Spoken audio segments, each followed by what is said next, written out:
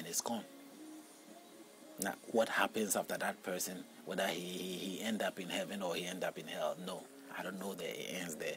He is there in the ground. I die, I fall down, I go to the ground, I'll be dark there. If I'm not lucky to die in a decent way whereby people can find my body and bury me nicely, or somebody decide to be kind and bury me nicely. Maybe sometimes you are at war, or you end up traveling somewhere and you die in some situation where nobody even find your body, or you can't be found. What am I going to do? The death takes you and you go down the ground. That is evidently what we know. Beyond that is beyond us. If you have eyes to see things, that is you seeing that you are blessed with that.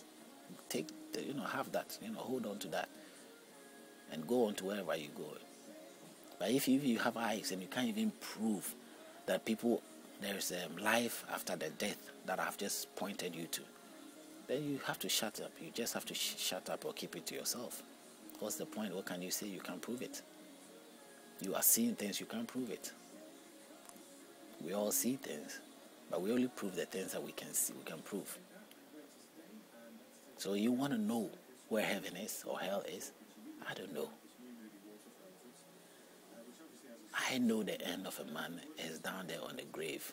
All men have been buried in the, all women, anybody, human being that died, they bury. Even animals, they bury in the ground. My father or my mother, whichever way you find yourself, everybody goes down the ground. They rot, and that's it. Whether there will be resurrection or that is something far beyond you and I. It does not clearly say there. What he says there, telling you things about heaven and earth and all that, but he doesn't prove it, that there is. And no human has been able to prove. People dreaming and saying, I went to heaven, I came. We all dream. I dream of being in so many nice places, bad places. That means I've been hell, and that means I've been heaven, and I have to come and tell people about that. How am I going to prove that? Why would I put myself in such a stupid state? So let us be very, very careful as to how we point ourselves to, what we point ourselves to. I'm not pointing you to anything, but what you already know is what I want you to solidly hold on to. Don't let yourself be drilled into the situation where people are being drilled. There's so many criminal sweet talks out there, so many deceptive, deceiving spirits. And as it says in this book, there are tests in this writings of this book that I normally take seriously. Deceiving spirit, that is being stated there. Whoever picked that book maybe was guided to give a good advice. And surely, yes, there's a possibility of a deceiving spirit out there. One other test that I take in all my disputes about the Bible is Jesus Christ, the coming of Jesus Christ. It says the coming of Jesus Christ is going to be for one only way. So my challenge to the faith is only on that level. If anybody is to tell you that Jesus or Yahushua is coming and he's in, let's say, America, you don't have to believe that. That is what it says in the book, in the 24, Matthew book of 24, whatever place. You can find it there, Matthew 24. He says he will come for your own eyes to see. The day in some of the books of the Luke or Mark or somewhere where the angel came when he was going up in the sky after he has shown himself to his disciples, another statement was made clear. He says the angel was standing there and he told the disciples, the same way you have seen the man go up into the sky, you see him come down to you the same way. He will not come with a plane, or come with an helicopter, or come with a ship, or he will not be born like he was born, a baby. Somebody will grow him and then he become a pastor or somewhere there, or lead a country. You understand? So the truth, as is required that for you to look and believe, is what you have to take. And even if that's not the truth, that makes more sense than you believe in any other thing that you believe in. That makes more sense than any other thing. Because why on earth will he come in any other format? This is the format that he should be able to come. The same way that he has spoken or is being revealed in the book that he's supposed to come. So if you don't see Yahushua or Jesus coming from the skies, and somebody tell you that he's already here, He's here in a spirit form. You'll be stupid to believe that he's here in disguise. He's hidden. Because he says in another text that I will be with you and nobody will know. You will know that I'm here, but they will not know. I'm telling you, the book is full of so many things that you will find. But it's up to you to pick, to choose to say, okay, I'll believe that or not. But at the end of the day, it's not about me believing. It is about defending your faith. If I want to defend my faith, what is the test that I have to use to defend? The same test will also challenge my own God and challenge whoever brought this faith to me to tell me to believe. I want that person to understand that you cannot deceive me with anything, whether it's a spirit or not. My challenge is the most highest and the most serious of the test is what I will pick.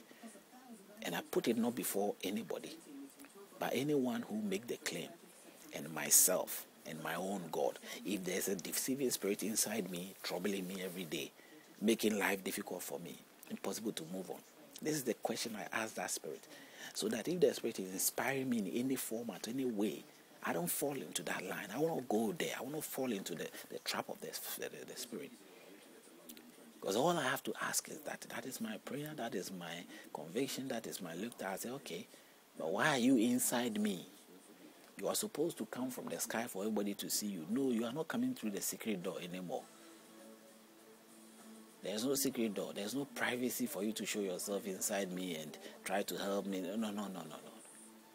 You want to help me? Come out there plainly. Let everybody see that you are there. Exhibit your power. And you can also help me. You don't have to be around or come. You can help me without anything, any means that we sort of find other people using any psychological, means that will work for them. And they are misleading people, getting worth out of people, becoming worthy out of all these ideas that they keep presenting, because the book allows that. And I said this book can mislead you big time. It can mislead you big time. Now you can find out, you can check it out to see whether it's true or not. The quotations are there plainly, Matthew 24 and all that.